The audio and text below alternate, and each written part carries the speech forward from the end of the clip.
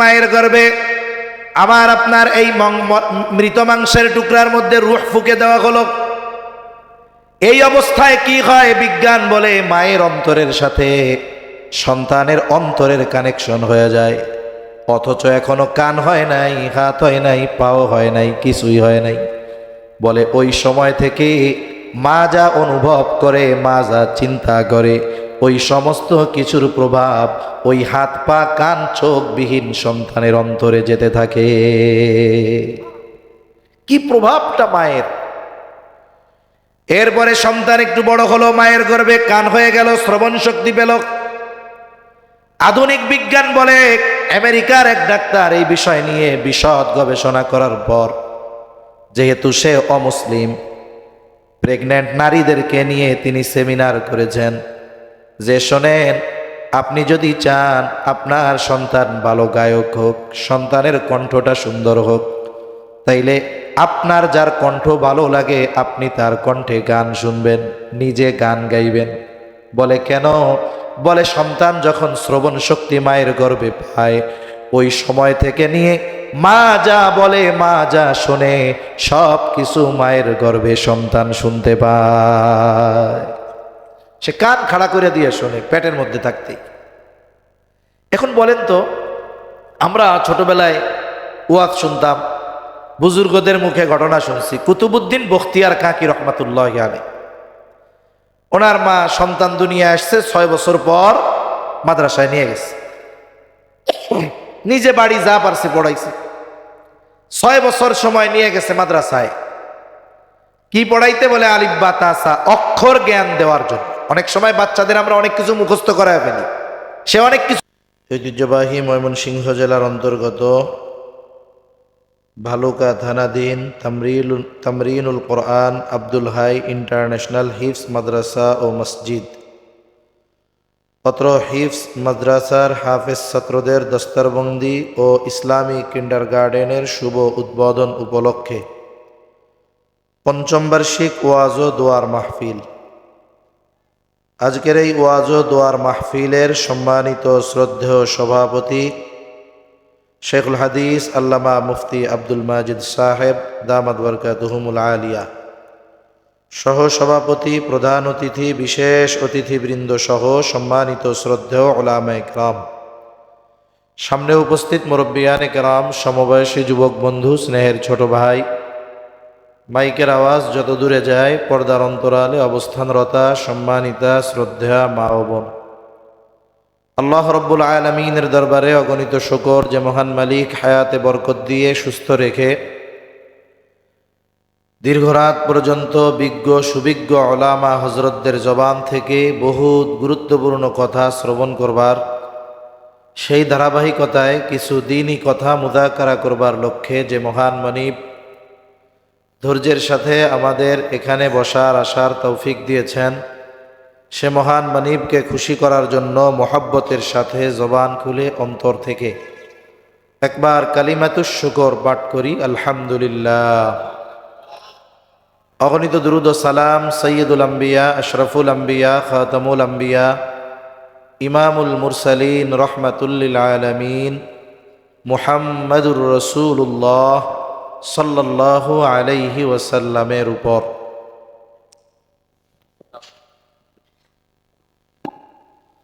সম্মানিত উপস্থিতি, রাত অনেক। আসলে দ্বীনি মাহফিলগুলায় যখন রাত বেশি হয়, নামাজিদের বেশি চিন্তা, বেনামাজিদের কোনো চিন্তা নাই। আবার একটা সময় সারা রাত মাহফিল হইতো, এটা আর একটা বিষয়। কিন্তু মানুষ কম্বল খেতা নিয়ে আইসা মাঠের মধ্যে ঘুমাইতো। ফজরের নামাজ তো কাজা হইতোই না, ওই মাহফিলগুলায় তাহাজ্জুদের সময় উঠাই দেওয়া হইতো, তাহাজ্জুদ হইতো, জিকির আজকার হইতো, রোনাজারি হইতো, ফজর পড়া দোয়া করে মানুষ বাড়ি যাইত। সেজন্য যেহেতু পুরা রাত্রির মাহফিল না, এজন্য মাহফিল বেশি রাত পর্যন্ত না করাই উচিত। সর্বপ্রথম আমি আপনাদের একটু বইলা দেই, 11টা বাজে, আমি চেষ্টা করব 12টার মধ্যে কথা ইনশাআল্লাহ শেষ করে দেওয়ার। আল্লাহ তাআলা তৌফিক দান করেন। তা আমি যে আলোচনা করবার উদ্দেশ্যে কোরআনুল কারীমের একটা আয়াতের অংশ ও রাসূল আকরাম সাল্লাল্লাহু আলাইহি ওয়াসাল্লামের একটা হাদিসের অংশ আপনাদের খেদমতে পাঠ করেছি। আমার ইচ্ছা যেই কথাগুলো বলার, যে বিভিন্ন জায়গায় সফরে যাওয়ার কারণে অনেক সময় অনেক মানুষ, শুধু আমাদের কাছে না, ওলামা একরামের কাছে এসেও অনেক সময় এই কথাগুলো বলে, আফসোস করে, বলে হুজুর জীবনের সর্বস্ব ব্যয় করে 3টা ছেলেকে মানুষ বানাইছি। মানুষ বানানো বলতে উনি কি বুঝতেছে? অনেক বড় ডাক্তার, ইঞ্জিনিয়ার, বিদেশে লেখাপড়া করার জন্য পাঠাইছে। বলে হুজুর ছেলেরা সবাই প্রতিষ্ঠিত, কেউ ইউরোপের নাগরিক, কেউ আমেরিকার নাগরিক, সম্পদের অভাব নাই, টাকা পয়সার অভাব নাই। হুজুর যাদের জন্য সব কিছু ব্যয় করলাম, জীবনের পড়ন্ত বেলায় এসে তাদের 5তলা 10তলা বাড়ি, এই 5-10 তলা বাড়িতে তো আমার জায়গাই হয় না, বলে বাড়ির গাছতলায়ও আমারে থাকতে দেয় না। ওষুধ কেনার টাকা নাই, ভাঙ্গা ঘরের মধ্যে পড়ে আছি। হুজুর একটু পিতামাতার হকের ব্যাপারে আলোচনা করেন। অনেক জায়গায় এইরকম অবস্থার মুখোমুখি আমি হয়েছি আর কি। তা তখন আমার ওনাকে জিজ্ঞাসা করতে মন চাইছিল, আসলে আপনি সন্তানদেরকে আপনার ভাষায় মানুষ বানানোর চেষ্টা করেছেন, তার মানে আপনি জাগতিক লাইনে সম্পদ উপার্জনের মেশিন বানানোর চেষ্টা করেছেন, কিন্তু সন্তানদেরকে মুসলমান বানানোর জন্য মেহনত করেন নাই, ঠিক কিনা বলে? যদি আপনি তাদেরকে মুসলিম বানানোর জন্য একটু মেহনত করতেন, আজকে এই জীবনের পড়ন্ত বেলায় সম্পদওয়ালা সন্তানদের বোঝা আপনাকে হতে হতো না। কয়েকদিন আগে এক জায়গায় এক গ্রামের মধ্যে গেছি, গ্রামের মধ্যে এখন লেখা দেখি যে ওই এলাকায়ও বৃদ্ধাশ্রম আছে। গ্রামে, শহরে আছে এক হিসাব বুঝলাম, কিন্তু গ্রামেও বৃদ্ধাশ্রম। তার মানে সময়ের সাথে সাথে বৃদ্ধাশ্রম বাড়তেছে। আর যদি বৃদ্ধাশ্রমগুলোর মধ্যে খোঁজ নেন, বেওয়ারিশ মানুষ, আত্মীয় স্বজন নাই, চেনে না, এরকম লোক শতকরা 10% পাবেন।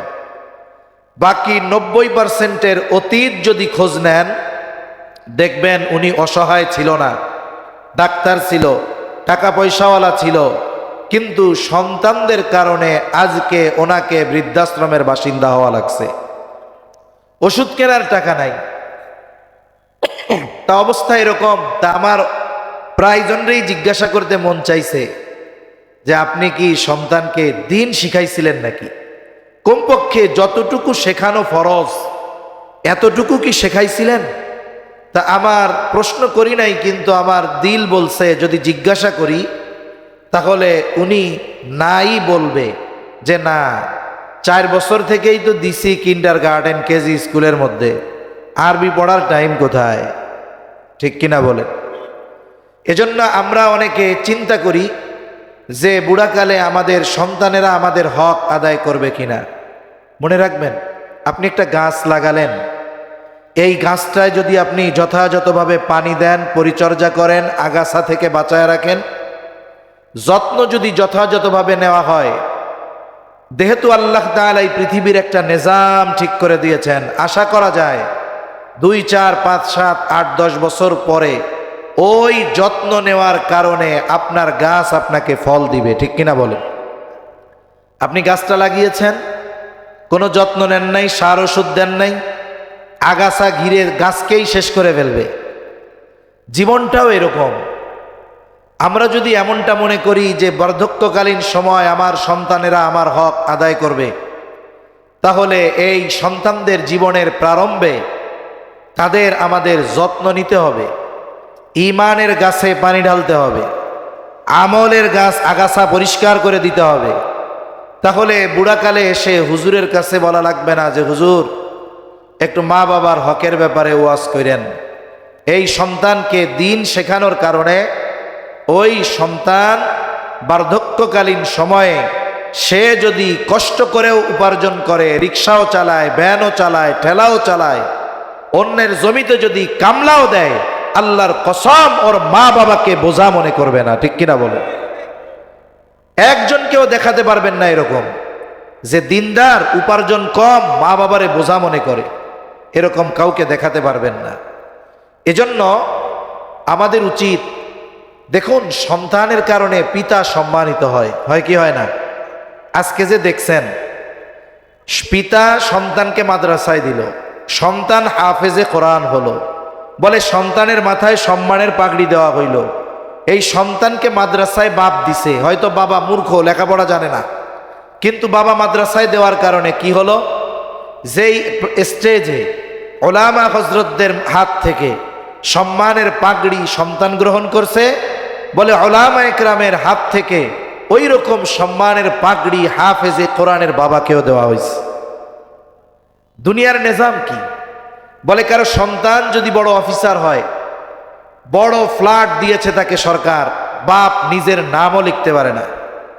বলেন তো সরকার কি বলবে যে তুমি তো বিসিএস ক্যাডার, কিন্তু তোমার আব্বা তো নিজের নামও লিখতে পারে না, খবরদার এই ফ্ল্যাটে কিন্তু তোমার আব্বারে উঠাবা না, এরকম বলার সুযোগ আছে? বরং ওই মূর্খ লোকটা যদি ছেলের অফিসে যায়, ছেলে যখন ঢুকবে গার্ডকে বলবে এটা আমার বাপ, দেখা মাত্রই দাঁড়ায় যাবে, একের পর এক অফিসারদের পরিচয় করায় দিবে আমার বাপ, সম্মান করবে, সালাম দিবে, মর্যাদা দেখাবে, রেসপেক্ট দেখাবে। তাহলে দেখুন দুনিয়ার নিজামটা কি? বলে আপনি কষ্ট করে একটা ছেলেকে জাগতিক লাইনে উচ্চশিক্ষিত করেছেন, সে সম্মানিত হওয়ার কারণে আপনিও সম্মান পাইতেছেন। আবার কি আপনি ভালো মানুষ, দিনদার মানুষ, কিন্তু আপনার সন্তান বদদিন, 15টা মামলা বালুকা থানায়, কোর্ট থেকে 17টা ওয়ারেন্ট হয়ে গেছে, পুলিশ প্রতিদিন আপনার বাড়িতে আসে, জানে আপনি সম্মানিত মানুষ, আইসা একদিনও খুঁজা পায় না। এরপরে কি করবে? এক সময় বিরক্ত হয়ে আপনার সাথে খারাপ আচরণ করবে। কি ভাষা ব্যবহার করে এটা বলা যায় না, এত অশ্লীল শব্দ ব্যবহার করবে। এমন কি সন্তানরে না পাইয়া পিটাইতে পিটাইতে ওই বাপরে নিয়ে থানার লকারে ভরে রাখবে। রাখে কি রাখে না? তাহলে খারাপ সন্তানের কারণে সম্মানিত পিতা দুনিয়ায় অপমানিত হয়, এটা দুনিয়ার নিজাম। বলে আখেরাতেও তো এরকম হবে। হাফেজের বাপ বলে ওরা আমল কম, গোনা কম। হায় রে, হাফেজে কোরআনের এত সম্মান, এই সম্মানিত ব্যক্তির পিতাকে আযাব দেওয়া যায়, লজ্জা দেওয়া যায়? আল্লাহ তাআলা লজ্জা তো দিবেই না। আমল কম হলেও ওই সন্তানকে বাপ দিন শেখানোর কারণে কিয়ামতের ময়দানে ওই মা বাবাকে আল্লাহ তাআলা সম্মানিত করবে। সুবহান। তাহলে বোঝা গেল কি, সন্তান এগুলো টাকা কামানোর মেশিন না, এগুলো দুনিয়া আখেরাতের সম্পদ। এই সম্পদ যদি দুনিয়া আখেরাতে কাজে লাগাতে হয়, বলে এই সম্পদের পরিচর্যা করার দরকার, যত্ন নেওয়ার দরকার। ওই যে গাছের যত্ন যেমন শুরুতে নিলে ওই গাছ এক সময় ফল দিবে, সন্তানের যত্ন যদি শুরুতে নেন, বলে দুনিয়ায় চিন্তাও নাই, আখেরাতেও আল্লাহ তাআলা ওই সন্তানের কারণে পিতা মাতাকে সম্মানিত করবে। এজন্য আজকে আমি যে কথা বলতে চাই, পিতামাতার হক নয়, বরং সন্তানের হক নিয়ে কিছু কথা আমরা আলোচনা করব। কারণ দেখুন, পিতামাতা সন্তানের কাছে হক পাওনাদার কখন হয়? বলে আপনি যদি 6 বছরের এক বাচ্চারে বলেন কালকে থেকে অটো চালাই আমার ইনকাম করে খাওয়াবি, আমি তোর বাপ না?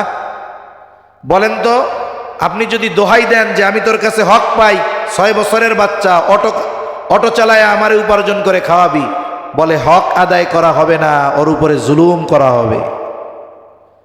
তাহলে সন্তানের কাছে পিতা হক পাবে কখন? বলে সন্তান বালেগ হবে যখন, তখন সন্তানকে বলতে পারে যে তোমারে আর আমি টাকা পয়সা দিতে পারবো না, তুমি প্রাপ্তবয়স্ক, এখন থেকে আমারে উপার্জন করে খাওয়াবা। কিন্তু দেখেন, সন্তান পিতার কাছে হক পায় কখন? পিতা তো সন্তানের কাছে সন্তান বালেগ হওয়ার পরে হক পাবে। বলে পিতার কাছে সন্তান হক পায় সন্তান দুনিয়ায় আসার অনেক আগে। প্রসিদ্ধ একটা ঘটনা, খলিফাতুল মুসলিমিন হযরত ওমর রাদিয়াল্লাহু তাআলা আনহু, ওনার কাছে এক বাবা গেছে তার সন্তানরে নিয়ে, সন্তানের ব্যাপারে অভিযোগ যে আমার সন্তান আমার হক আদায় করে না, একটু বিচার করে দেন। হযরত ওমর রাদিয়াল্লাহু তাআলা আনহু ছেলেটাকে ধরে বলতেছে, এই কি ব্যাপার, তুমি তোমার বাবার হক আদায় করো না কেন? এইবার ছেলেটা খলিফাতুল মুসলিমিনকে বলে, খলিফাতুল মুসলিমিন, আমার একটা বিষয় জানার আছে, এরপরে কথা বলবো। বলে, হক কি শুধু পিতামাতাই সন্তানের কাছে পায়? সন্তান কি পিতামাতার কাছে কোনো হক পায় না? হযরত ওমর রাদিয়াল্লাহু তাআলা আনহু মৌলিক কয়েকটা হকের কথা বলেছেন। বলে, এক নম্বরে বলেন, প্রত্যেকটা সন্তানের তার পিতার কাছে প্রধান এবং প্রথম হক একটা দিনদার মা। বুঝে থাকলে জবাব দেন, সন্তান দুনিয়ায় আগে আসে না সন্তানের মা আগে হয়? তার মানে যারা বিবাহ করেছে তারা তো করেই ফেলেছে, যারা বিবাহ করে নাই বলে এদের সন্তান হবে কিনা আল্লাহ ভালো জানে। কিন্তু এই লোকটা যদি একজন বদ্দিন নারীকে বিবাহ করে, বিবাহ করার সাথে সাথে ওই ব্যক্তি তার অনাগত সন্তানের হক নষ্ট করে বসে আছে। এজন্য উচিত, নবীজি ফর্মুলা দিয়ে দিয়েছেন, বিবাহ করার ক্ষেত্রে কন্যা যাচাই বাছাই হবে কি দেখে? বলে, এক নাম্বার, কন্যার দেখা হয় সৌন্দর্য, 2 নাম্বার তার বংশ, 3 নাম্বার সম্পদ, 4 নাম্বার দিন। কিন্তু দিন দারিত্বের ব্যাপারে নবীজি বলেন, ফাযফার বিযাতিদ দ্বীন।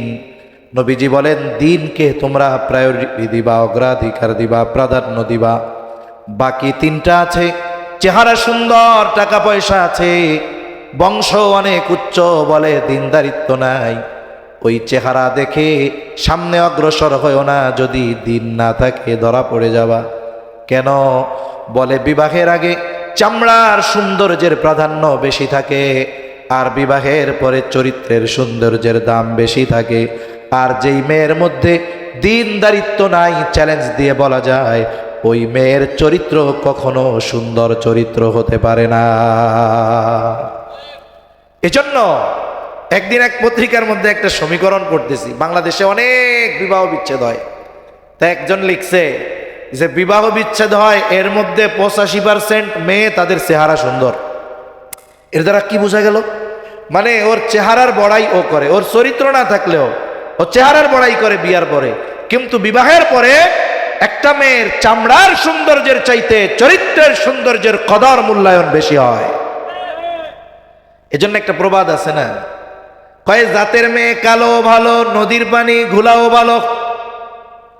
এই জন্য আমাদের উচিত সন্তানদের বা আত্মীয় স্বজনের বিবাহ দেওয়ার ক্ষেত্রে মেয়ের দিনদারিত্বকে প্রাধান্য দেওয়া।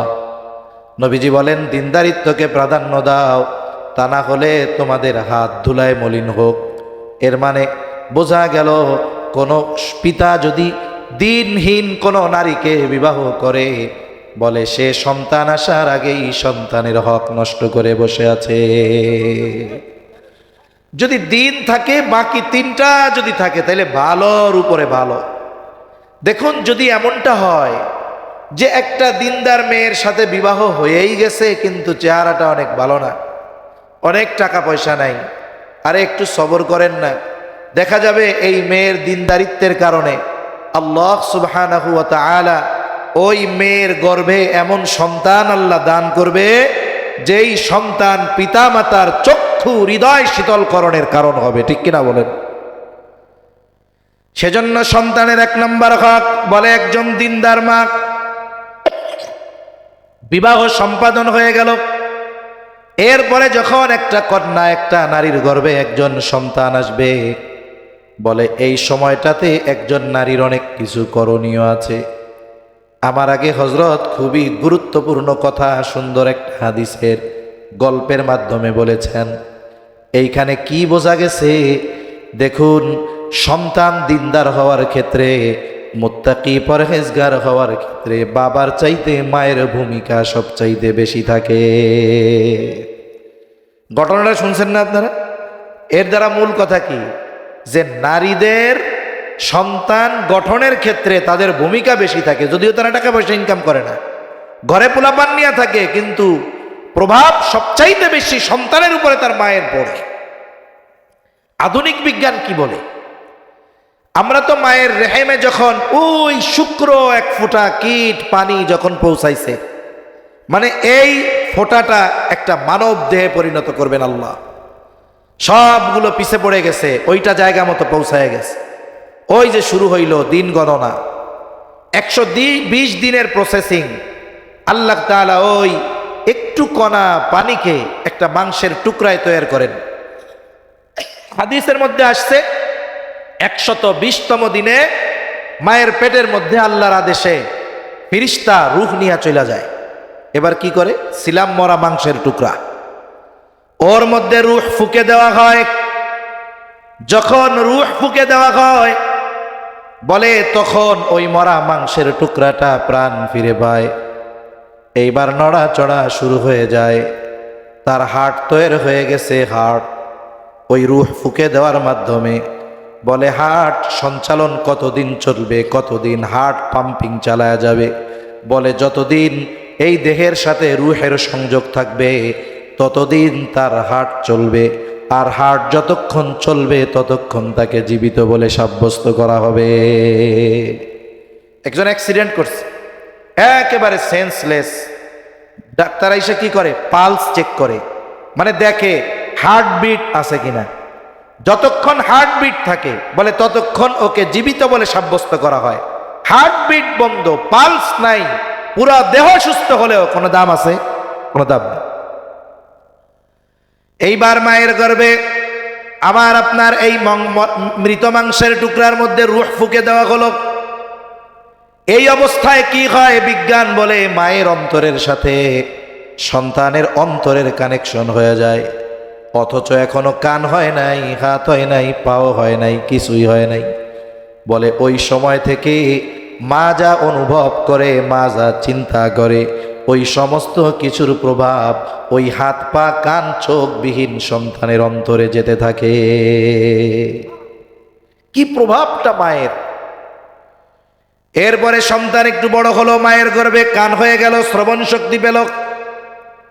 আধুনিক বিজ্ঞান বলে, আমেরিকার এক ডাক্তার এই বিষয় নিয়ে বিশদ গবেষণা করার পর, যেহেতু সে অমুসলিম, প্রেগন্যান্ট নারীদেরকে নিয়ে তিনি সেমিনার করেছেন যে শোনেন, আপনি যদি চান আপনার সন্তান ভালো গায়ক হোক, সন্তানের কণ্ঠটা সুন্দর হোক, তাইলে আপনার যার কণ্ঠ ভালো লাগে আপনি তার কণ্ঠে গান শুনবেন, নিজে গান গাইবেন। বলে কেন? বলে সন্তান যখন শ্রবণ শক্তি মায়ের গর্ভে পায়, ওই সময় থেকে নিয়ে মা যা বলে, মা যা শোনে, সব কিছু মায়ের গর্ভে সন্তান শুনতে পায়। সে কান খাড়া করে দিয়ে শোনে পেটের মধ্যে থাকতেই। এখন বলেন তো, আমরা ছোটবেলায় ওয়াজ শুনতাম, বুজুর্গদের মুখে ঘটনা শুনছি। কুতুবউদ্দিন বখতিয়ার কাকি রহমাতুল্লাহি আলাইহি, ওনার মা সন্তান দুনিয়া আসছে 6 বছর পর মাদ্রাসায় নিয়ে গেছে, নিজে বাড়ি যা পারছে পড়াইছে। 6 বছর সময় নিয়ে গেছে মাদ্রাসায়। কি পড়াইতে? বলে আলিফ বা তাসা, অক্ষর জ্ঞান দেওয়ার জন্য। অনেক সময় বাচ্চাদের আমরা অনেক কিছু মুখস্থ করায় ফেলি, সে অনেক কিছু পারে কিন্তু অক্ষর চেনে না, অক্ষর জ্ঞান দেওয়ার জন্য নিয়ে গেছে ওস্তাদের কাছে। ওস্তাদ শুরু করেছে, আউযু বিল্লাহি মিনাশ শাইতানির রাজীম, বিসমিল্লাহির রহমানির রহিম। ছোট বাচ্চা, সেও শুরু করছে, আউযু বিল্লাহি মিনাশ শাইতানির রাজীম, বিসমিল্লাহির রহমানির রহিম। হুজুর চিন্তা করছে ও থামার পরে ওরে পড়াবো আলিফ বা তা থা, কিন্তু ছোট বাচ্চা, ওস্তাদ মেশিন স্টার্ট দিয়ে দিছে। এইবার আউযুবিল্লাহ বিসমিল্লাহ শেষ, সূরা ফাতিহা শেষ, সূরা বাকারা শেষ, আলে ইমরান শেষ, নিসা শেষ, মায়েদা শেষ, আনআম শেষ। এভাবে করতে করতে 18 পারা যখন শেষ, বাচ্চাটা তখন গিয়া থামছে। বলে কিরে, আপনি পড়াইতে আনছেন আলিফ বা তাসা, এদিকে 18 পারার হাফেজ।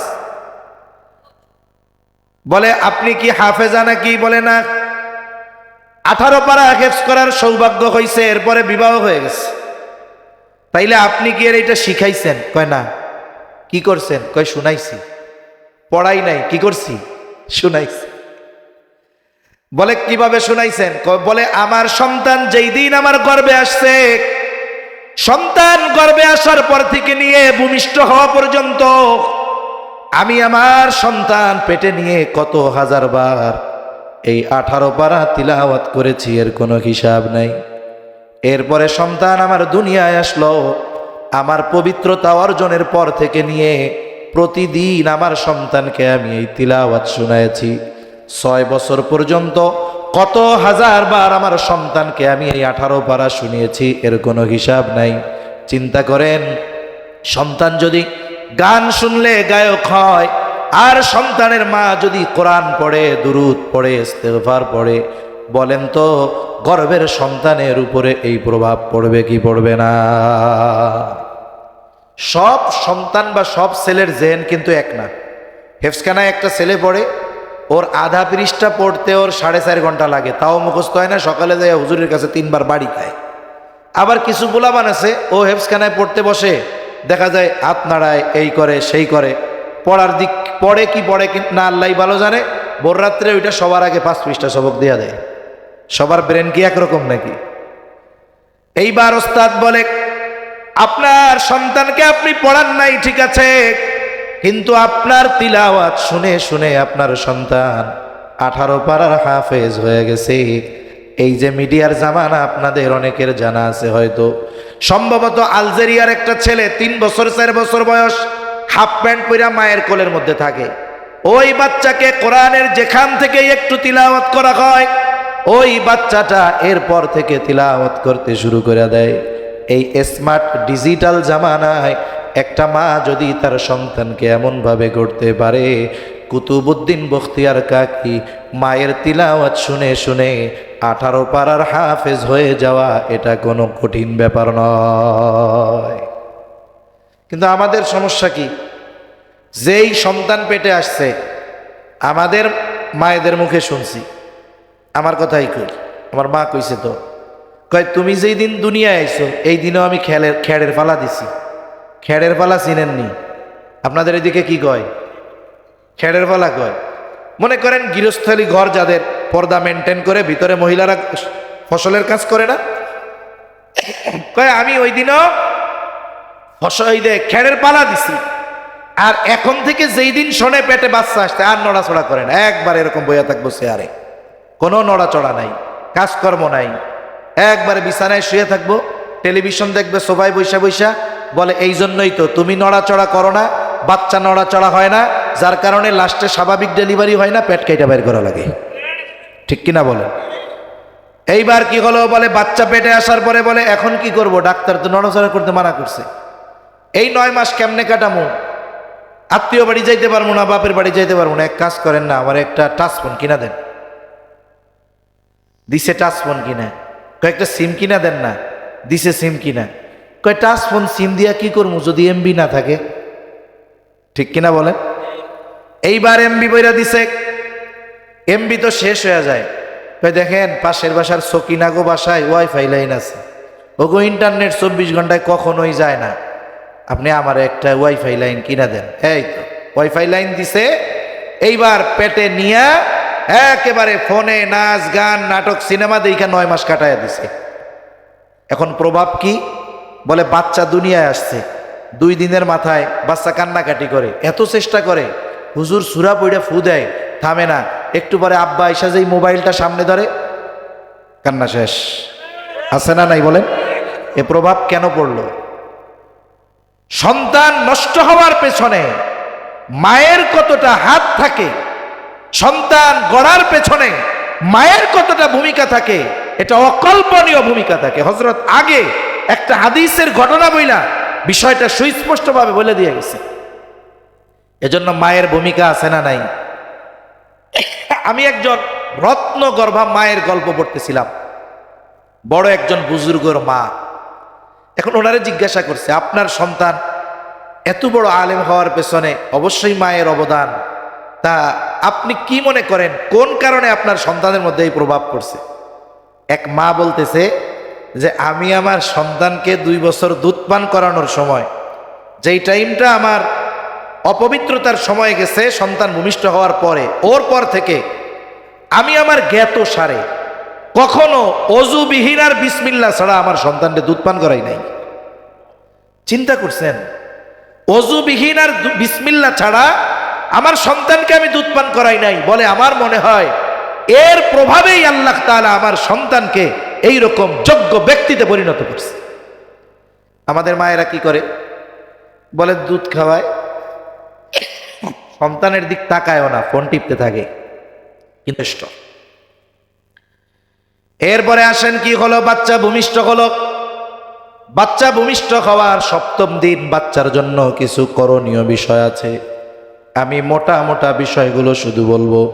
বলে 1 নাম্বার, 7ম দিন তার মাথার চুলগুলো মুন্ডায়া ওই চুলের ওজন পরিমাণ অথবা ওই স্বর্ণ অথবা রূপ্য অথবা উভয়টার সমমূল্য যে কোনো একটা সাদকা করে দিবে। 2 নাম্বার, বলে বাচ্চার আকিকা করবে। আকিকা হযরত আকিকার কথা বলছে। বলে ছেলে হলে 2টা দিয়া, মেয়ে হলে 1টা দিয়া। 7ম দিন, 14তম দিন অথবা 21তম দিন। বলে আপনার অ্যাবিলিটি নাই, ছেলে হইছে, 1টা দিয়া আপনি 7 দিনে দিয়ে দেন, অসুবিধা নেই। কিন্তু অনেক মানুষ ইচ্ছা করে বিলম্ব করে, সামর্থ্য থাকার পরেও কি করে? বলে কোরবানির সাথে আকিকা দিয়া দিমুনে। এটা জায়েজ তো, তবে আপনার আমল যদি সুন্নাহর উপরে করার সুযোগ থাকে সুন্নাহর উপরে করতে হবে। কতজন তো এমন হয় ফোন দেয়, হুজুর কি হয়েছে? হুজুর কোরবানির পশুর সাথে আকিকা দেওয়া যাইব? আরে আকিকা দেওয়া জায়েজ, তবে আগে দিয়ে দেওয়াই উচিত। হুজুর কইেন না, কার আকিকা দিবেন? কয় আমারটাই আমি দিব, আমার আম্মার দিতে মনে নাই, আমার নাতির আকিকা দিছি। এখন আমার মা কয় আরে বাজান তোরটাও তো দেওয়া হয় না, একটু দিয়া দে। এরকম অনেক আছে, নিজের আকিকা নিজে দেয়। সেজন্য এটা সুন্নাহর উপরে আমল করব আমরা। আমলের ক্ষেত্রে সুন্নাহকে প্রাধান্য দিব। সুযোগ হয় নাই, অ্যাবিলিটি নাই, এক্ষেত্রে তো আর কিছু করার নাই, তখন আপনি জায়েজের উপরে আমল করলেন।